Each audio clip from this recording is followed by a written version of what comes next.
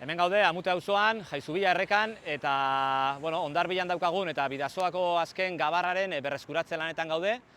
Ikusita azken aste hilabete hauetan gabarra ondoratu dela, nolabaiteko modu urgentean edo, pentsatu dugu ekin behar degula eta hortan gaude. Orain egiten ari garena da, gabarra lehorreratu, eta aurrerantzen ikusiko dugu zein den kontserbazio maila. Horrek ekarriko digu lan mailakatu bat, eta gure helburua da gabarra berreskuratu eta berriro itsaseratzea edo errekaratzea hobe esan da.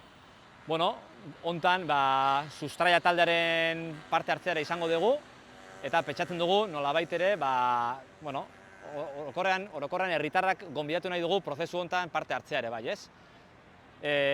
Ondareari dagokionez lan mardula egiteko badugu, eta bereziki itsas ondarearen inguruan ekiteko prest gaude, eta hau da horren beste adibide bat.